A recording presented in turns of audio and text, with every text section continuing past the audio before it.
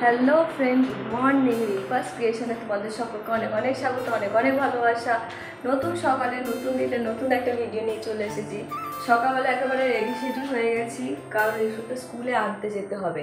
অনেক বছর পর রিশুকে স্কুলে আনতে যাব। প্রথমত ঘুম নষ্ট, রান্নাম যে না টিচার্স ডে গেছে, ওখানটাও মিসদেরকে দেবে বলে খুব আগ্রহ সহকারে গেছে। অন্য সময় ঘুম থেকে ওকে তুলতে হতো, আজকে আর তুলতে হয়নি, নিজের থেকে লাফিয়ে গেছে। আজকে বাসও দেয়নি, দাদাভাই ছেড়ে এসেছে, আমি যাব, দেরি হয়ে যাবে।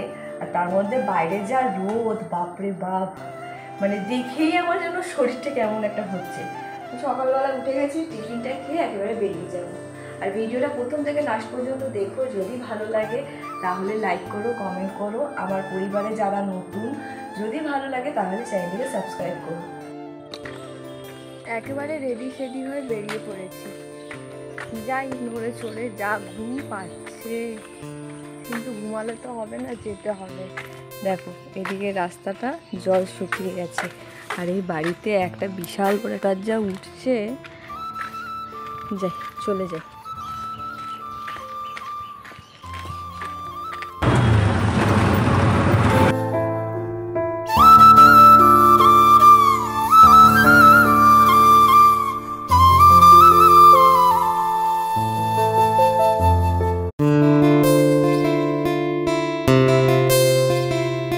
বা এই পুকুরটা আমার এত ভালো লাগে, এই পুকুরে আবার মনে হয় কোনো মাছ চাষের জন্য নেট ঠেট লাগিয়ে দিয়েছে। অনেক মাস পর আবার সেই রাস্তায় এলাম, কারণ সেই এসেছিলাম রিশুর যখন স্কুলে বই খাতা দেওয়া, সেই সময় এসেছি। আর এই আজ আসছি, মানে কপাল থেকে ঘাম টস টস করে পড়ছে। একদিকে ভালো লাগছে যে রাস্তাটা খুব সুন্দর করে দিয়েছে। তো যাই নড়ে চড়ে আমার সোনা বাচ্চাটাকে নিয়ে আসি। মানে খুব আনন্দ সহকারে আজকে উঠেছে, মানে ওকে একদিকে বলা হচ্ছে যে না যেতে আমরা ছেড়ে বাস দেবে না, তারপরে ও বলছে না আমি যাবো, মানে মিসের জন্য মানে পেন কিনেছে, গোলাপ কিনেছে, সেগুলোকে দেবে। এখানে পুরো ফাঁকা জায়গা, এর ভেতরেই মানে সিরিয়ালের শুটিং উটিং হয় এর ভেতরে, মানে আমি শুনেছি, এখনো পর্যন্ত দেখিনি। তো যাই।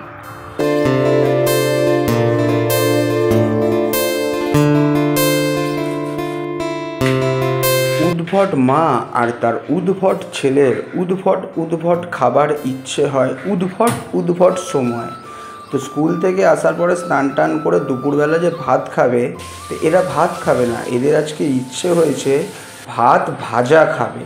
তো যথারীতি ডিম্পা একদম দেখো কত সুন্দর করে পেঁয়াজ টমেটো একদম কেটে কুটে একবারে দেখো ভাতগুলো নিয়ে কড়াই দিয়ে নেড়ে চেড়ে অসাধারণভাবে ভাতটা ভাজে না, ও খুব সুন্দরভাবে ভাজে, ডিম দিয়ে ভাজে, কিন্তু ডিম দেয়নি যেহেতু রিশুর চুলকাচ্ছিল গা।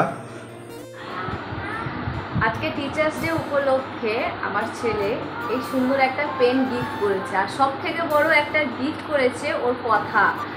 কালকে তোমরা দেখতেই পেয়েছো যে আমরা সবাই তিনজনে গিয়েছিলাম মিসদের জন্য গিফট কিনতে। তো স্কুলের মিসদেরকে দেওয়া হয়েছে, আর এখনো পর্যন্ত আমার বাড়ির মিসের জন্য ওইখানে দুটো প্যাকেট আছে, ওইটা নিয়ে যাওয়া হবে।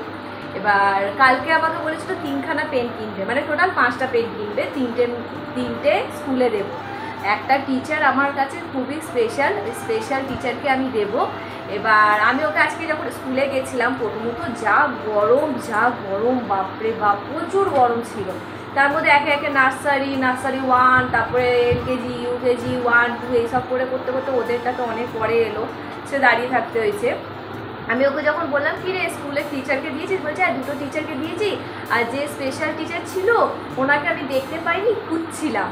আমি বললাম ঠিক আছে চ, কালকে নয় দিয়ে দিবি। বললো ঠিক আছে। বাড়িতে এসেছে জামা ছেড়ে আমাকে এইভাবে একটা খুব সুন্দর একটা পোসেতে আমাকে এই পেনটা দিয়ে বলছে হ্যাপি টিচার্স ডে মা। আমি তো জাস্ট ও মাই গড, আইলাম যে ওই স্পেশাল টিচারটা আমি, বলছে ইয়েস। মানে আমি এতটাই অবাক হয়ে গেছি যে মানে সবার জীবনে তো মাই সব থেকে বড় টিচার, মানে আমাকে যে এত সুন্দরভাবে যে কাল থেকে ঘুরিয়ে যাচ্ছে আমি তো বুঝতেও পারিনি।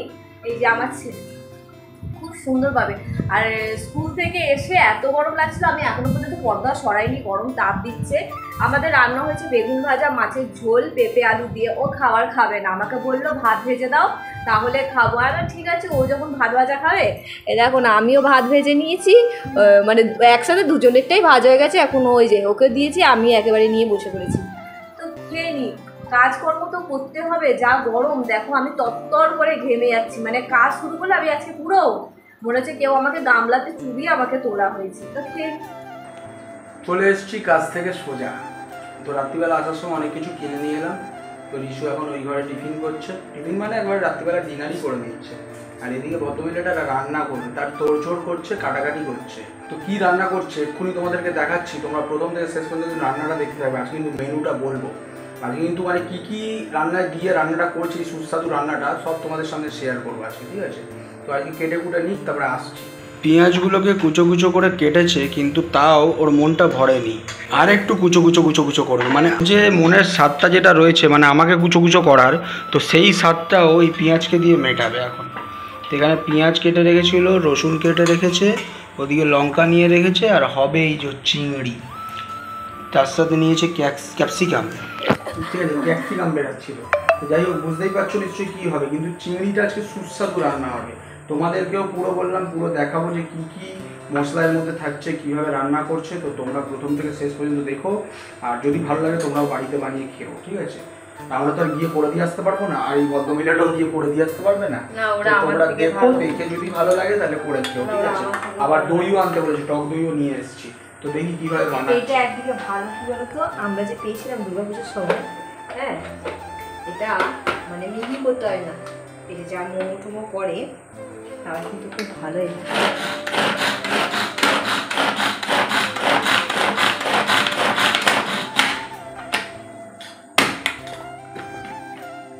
দেখো এক্ষুনি দিল, এর থেকেও আরো হবে, আরো হবে, আরো করলে না। ওর এরকমই দরকার, তাই জন্য এই রুম বড় বড়ই একটু রাখলো। দেখো গরম ছিল, পুরো গরম হয়ে গেছে। তো প্রথমেই ওভেনে আগুন জ্বালিয়ে ফেলে কড়া বসিয়ে ফেলেছে। এই দিকে চিংড়ির মধ্যে হলুদ দিয়েছে, নুন দিয়েছে, দিয়ে এবারে এটা একটু ম্যারিনেট করে নেবে, তাই তো? আর কি কি দেবে ওর মধ্যে? শুধু চিংড়ির মধ্যে হলুদ আর নুনই দিলে? আর তার সাথে রয়েছে বুক ভরা ভালোবাসা। এই কড়াইয়ে তেলও দিয়ে দিল, সর্ষের তেল দিয়েছে। এবারে কি কি দিচ্ছে তোমাদেরকে আমি দেখাচ্ছি। আমি পুদিরা বলো যে কি কি রান্না করছে, রিম্পা দেখাও না তোমরা, ঠিক আছে? শুধু জাস্ট দেখাও, রান্না বসালো আর হয়ে গেল, তারপরে খেতে বসে যাচ্ছে। তো ওই জন্য আমি দেখাচ্ছি যে কীভাবে কি বানাচ্ছে আজকে, ঠিক আছে? ব্যাপারটা হয় কি, রান্নার আমার এত তাড়া থাকে না, ফোন এদিকে রাখবো ওইদিকে রাখবো, এই করতে করতে সময় চলে যায়, ওই জন্য আর বলাও হয় না আর দেখানো হয় না। চিংড়ি মাছগুলো কড়ার মধ্যে দিয়ে একটু ভেজে নেবে এবারে।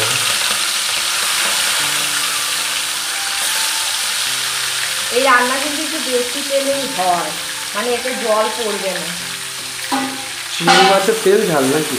হ্যাঁ, চিংড়ি মাছের তেল ঝাল রান্নাটা না, এইটা দিয়েই পুরো ভাত খাই। তো ওই জন্য তেলটা একটু বেশিই লেগেছে। এই যে ভাজা তেলটা থাকবে, এটা দিয়েই কিন্তু রান্নাটা হবে। হ্যাঁ, এর মধ্যে কিন্তু জল পড়ে না, কোনো নো জল, নো ওয়াটার। তো চিংড়িটা ভাজা হয়ে যাক, হালকা করে ভাজা থাকবে, খুব বেশি এটাকে ভাজা হবে না। মাছ ভাজা হয়ে গেছে, দেখছো খুব বেশি লাল লাল করেনি, জাস্ট সেঁকে নিয়েছে। চিংড়ি মাছ ভাজা হয়ে গেছে, এরপরে চলে যাচ্ছে কাটা পেঁয়াজগুলো, কুচনো পেঁয়াজগুলো। এবারে পেঁয়াজ কুচিয়ে নেওয়ার পরে এর মধ্যে দিয়ে দিয়েছে রসুনগুলো। এবার রসুনটাকেও কীভাবে কোচাবেও দেখো, তার মধ্যে পেঁয়াজটা যাতে পুড়ে না যায় সেই জন্য এদিকে পেঁয়াজটাকেও ভালো করে নাড়িয়ে নাড়িয়ে রাখছে। একটু বাড়িয়ে দিয়েছে, মোটামুটি বাড়ানো ফ্লেমেই করছে, ঠিক আছে? ওটাও কিন্তু ভালো জিনিস, রসুনটাকে সুন্দর বাটা কোনো কিছুই যাচ্ছে না, হলুদটা গেছিলো, বাটা এখানে কিছুই যাচ্ছে না, সবই মোটামুটি চপ যাবে, চপ মানে কাটা কাটা। এই যে রসুনগুলো দিয়ে দিল এর মধ্যে, আবার একটু নাড়িয়ে নেবে। গ্যাসটা কিন্তু মাঝে মাঝেই হাই আর লো ফ্লেম করে করে রাখছে যাতে পুড়ে না যায়। এবার লঙ্কাগুলো কাটা স্টাইল দেখো, ও এখন আর বটি বটি ব্যবহার করে না, কাঁচি কিনে রেখেছে, কাঁচি দিয়েই কাঁচি দিয়ে সুবিধা কেটে দেয়। দেখো এরকম বড় বড় করেই কেটে রাখবে, কিন্তু কাঁচি দিয়ে সুবিধা। তার মধ্যে ক্যাপসিকামও দিয়ে দিল, মানে এটাকেও চপ করা হবে, তো জাস্ট কেটে দিল যাতে ওই মেশিনের সুবিধা হয় একটু চপ করতে। আমাদের কাঁচা লঙ্কা আর ক্যাপসিকাম দুটোই হচ্ছে চপ করা হচ্ছে। কোন চপ করে কেটেছে দেখো, দেখেছো? এবার ওইগুলোকেও দিয়ে দেবে এর মধ্যে। তো এবার এই ক্যাপসিকাম আর লঙ্কাগুলো যে চপ করলো সেগুলোকেও দিয়ে দিচ্ছে এর মধ্যে। হ্যাঁ, ক্যাপসিকামটা কিন্তু তোমরা বড় সাইজ করবে না, এরকমই চপ করে করবে, ঠিক আছে? তাহলে ইনগ্রিডিয়েন্টটা আরও ভালো আসবে, ফ্লেভারটা আরও ভালো পাবে তোমরা। ক্যাপসিকামটা পুরোটা মানে এর মধ্যে একদম মিক্সড হয়ে যাবে, মানে এমন না যে বড় ক্যাপসিকাম হলেই তো শুধু মুখে পড়ে, কিন্তু এতে যেহেতু পুরো চপ থাকছে পুরোটাতেই ক্যাপসিকামের ইনগ্রিডিয়েন্ট থাকছে। তার সাথে দিয়ে দিল কাশ্মীরি লঙ্কার গুঁড়ো, তার মধ্যে দিচ্ছে কাশ্মীরি লঙ্কার গুঁড়ো, তার সাথে দিচ্ছে স্বাদ মতো নুন, চলে যাচ্ছে এর মধ্যে নুন। এবারে একটু দই বের করে নিচ্ছে, দই দেবে, বেশি দই দেয়নি, ওই ম্যাক্সিমাম হয়তো 3 চামচ। ওটাকে ভালো করে একটু ফাটিয়ে নিচ্ছে। এবারে ফাটানো দইটা এর মধ্যে দিয়ে দিবে। খুব সুন্দর একটা কালার এসছে আর খুব সুন্দর আর একটু গন্ধ বেরোচ্ছে। দেখো দইটা দেওয়ার পরে গরম তেল ছাড়ছে, হালকা হালকা জল ছাড়ছে, তার মধ্যে হালকা একটু চিনি দিচ্ছে, কালারের জন্য চিনিটা দেওয়া হলো। এইবারে দিয়ে দেওয়া হলো চিংড়ি মাছটা, চিংড়ি মাছ দিয়ে দিয়েছে। খুব বেশি কোনো ঝামেলার রান্না না, কিন্তু স্বাদে একদম অতুলনীয় হয়, অতুলনীয়, অসাধারণ। মানে একটুখানি তোমরা দেবে, তার সাথে অনেক ভাত তোমরা মেখে খেয়ে নিতে পারো। তো এদিকে ঢেকে দিয়েছে, তার সাথে আমাকে দইটা দিয়েছে, বললো ফ্রিজে রেখে দাও, তো ফ্রিজে রেখে দিই। তো মোটামুটি রান্না হয়ে গেছে, আমি পাকনে কে লিয়ে ছোড় দিয়া है। তাও নিয়ে এসে রেখেছে ও ধনে পাতাটা ফর ফ্লেভার আর গার্নিশিং, দেখতে সুন্দর হয় ধনে পাতা দিয়ে। তো দেখো কত সুন্দর লাগছে। এবারে এর মধ্যে ধনে পাতাটা যাবে না না, এটা আরেকটু হবে, একটু হবে, তারপরে ধনে পাতাটা যাবে। কতটা তেল জল সব ছেড়েছে হালকা হালকা। এবারে যাবে ধনে পাতাটা, একটু ভালো করে নাড়িয়ে চাড়িয়ে নিচ্ছে, কারণ চিংড়িগুলো যেহেতু বেশি ভাজা হয়নি, সেহেতু যাতে এর মধ্যেই চিংড়িটা সেদ্ধ হয়ে যায়।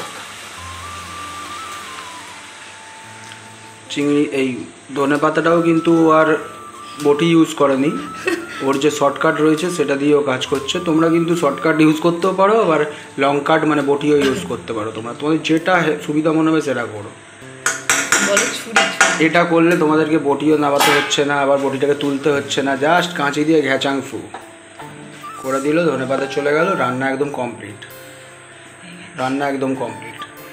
তো চলো রান্না এখানে হয়ে গেছে, শর্টকাট রান্না, একদম পটকাট করে দিয়েছে, দারুণ রান্না হয়েছে। এবারে খাবো দাবো আমরা শুরু করবো। এই ভিডিওটাকে আমরা এখানেই শেষ করবো। তোমরা সকলে ভালো থেকো, সুস্থ থেকো, আর যদি এই রান্নাটা ভালো লাগে তো তোমরা রান্নাটা করে খেও, আর তুমি জানিও পরে রান্নাটা করে যে কেমন লাগলো, ঠিক আছে? আপাতত টাটা।